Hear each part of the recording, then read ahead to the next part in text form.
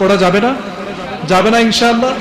যখন হাঁটছেন তখন আপনি আস্তাগফিরুল্লাহ পড়লেন, মসজিদে আসছেন আস্তাগফিরুল্লাহ পড়লেন, মসজিদ থেকে বাড়িতে যাচ্ছেন, বাসায় যাচ্ছেন আস্তাগফিরুল্লাহ পড়লেন, আবার যখন অফিসে যাচ্ছেন আস্তাগফিরুল্লাহ পড়লেন, কাজ করছেন আস্তাগফিরুল্লাহ পড়লেন। এভাবে করে আপনি যখন আস্তাগফিরুল্লাহ পড়লেন, আবার যখন আপনি নামাজে আসলেন, আপনার সব আশাগুলোকে আপনি রবের কাছে ছেড়ে দিলেন, রবের কাছে বললেন, ওরে আল্লাহ আমার এই আশাগুলোরে তুমি পূরণ করে দাও ইনশাআল্লাহ। আমাদেরকে ইস্তেগফারের গুরুত্ব এবং ইস্তেগফারের ফজিলত সম্পর্কে আল্লাহ সুবহানাহু ওয়া তাআলা সূরা নূরের 10 থেকে 12 নম্বর আয়াতে বললেন, ফাকুলতুস্তাগফিরু রাব্বাকুম ইন্নাহু কানা গফফারা ইউরসিলিস সামাআ আলাইকুম মিদরারা ওয়া ইউমদিদকুম بأموال وبنين ويجعل لكم جنات ويجعل لكم أنهارا الله أكبر। আল্লাহ সুবহানাহু ওয়া তাআলা বললেন, তোমরা ইস্তেগফার করো, আমার কাছে ক্ষমা চাও, আমার কাছে তওবা করো, নিশ্চয়ই আমি আল্লাহ ক্ষমাশীল। জোরে বলেন আল্লাহু আকবার। আপনি আল্লাহর কাছে ক্ষমা চাইলে আল্লাহ আপনাকে ক্ষমা করে দিতে পারেন কি পারেন না? এরপরে আল্লাহ সুবহানাহু ওয়া তাআলা বললেন, যারা কিনা আমার উপরে ইস্তেগফার করে, আমার কাছে ক্ষমা চায়, আমি আল্লাহ তাদের উপরে, তোমাদের উপরে মুষলধারে রহমতের বৃষ্টি দান করি। সুবহানাল্লাহ। বৃষ্টি যদি না হয় রহমত পাওয়া যাবে নাকি? ফেনীতে যদি আমি গত এক সপ্তাহ আগের কথা বলি, ফেনীতে গিয়েছিলাম, মানে আমি কাজে গিয়েছিলাম, এর আগে ধরেন ঈদের বন্ধে গিয়েছিলাম, ঈদের দিন গিয়েছিলাম।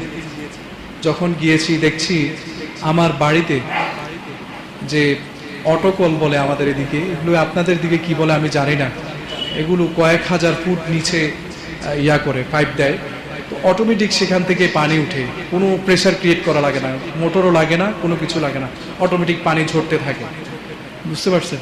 তো সেই কলগুলো থেকে দেখলাম যে হঠাৎ করে বন্ধ হয়ে গেছে, পানি উঠছে না, মোটর ছাড়া পানি উঠছে না।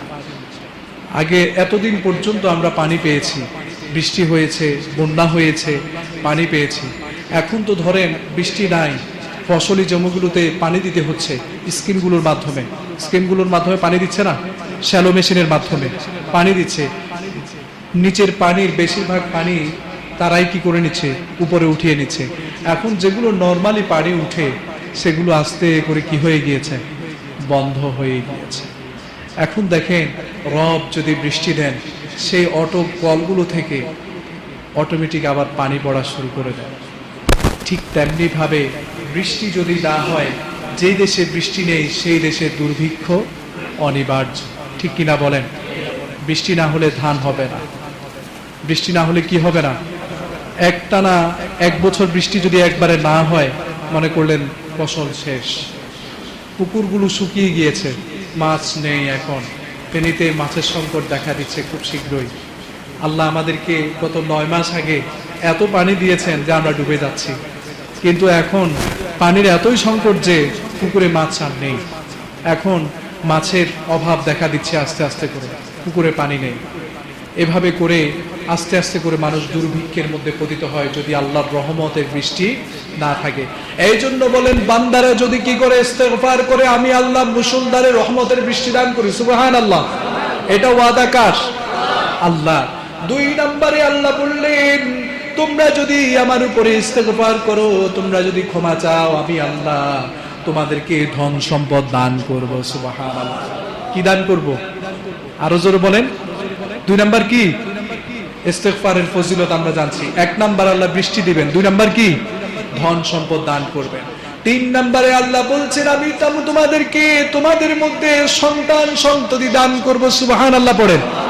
তাহলে 3 নাম্বার রহমত যিনি দিবেন তিনি কে? 4 নাম্বার হচ্ছে, আমি আল্লাহ তোমাদেরকে তোমাদের আশা অনুযায়ী তোমাদেরকে বাগানের ব্যবস্থা করে দিব। তোমরা যদি আল্লাহর কাছে যদি বাগান করতে চাও, তাহলে তোমাদের বাগানের ব্যবস্থা যিনি করবেন, জোরে বলেন তিনি কে? এবং তোমাদের 4 নাম্বার এবং 5 নাম্বার যে বৈশিষ্ট্য, 5 নাম্বার যে ফজিলত আল্লাহ বললেন, তোমাদের নদী নালার যে সুন্দর একটা পরিকল্পনা আমি আল্লাহ করে রেখেছি, যেটার মাধ্যমে তোমরা সুন্দরভাবে জীবন যাপন করতে পারবে। এখন ধরেন পুকুরগুলো থেকে পানি শুকিয়ে গিয়েছে, নদীতে তো শুকায় নাই।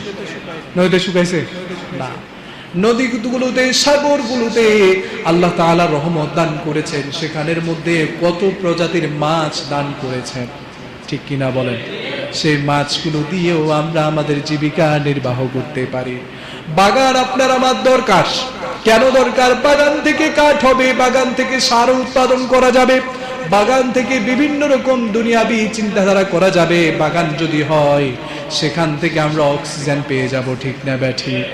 ঠিক তেমনি ভাবে আল্লাহ আমাদেরকে ইস্তেগফারের মাধ্যমে 6টি জিনিসের ব্যবস্থা করে দেন। জোরে বলেন কয়টি? 6 নাম্বার হচ্ছে আপনি যে আশা আকাঙ্ক্ষা গুলো রবের কাছে চাইবেন, সে আশা এবং আকাঙ্ক্ষা গুলোকে আল্লাহ আপনার দরবারে, আল্লাহর দরবারে কবুল করবেন। সুবহানাল্লাহ পড়েন।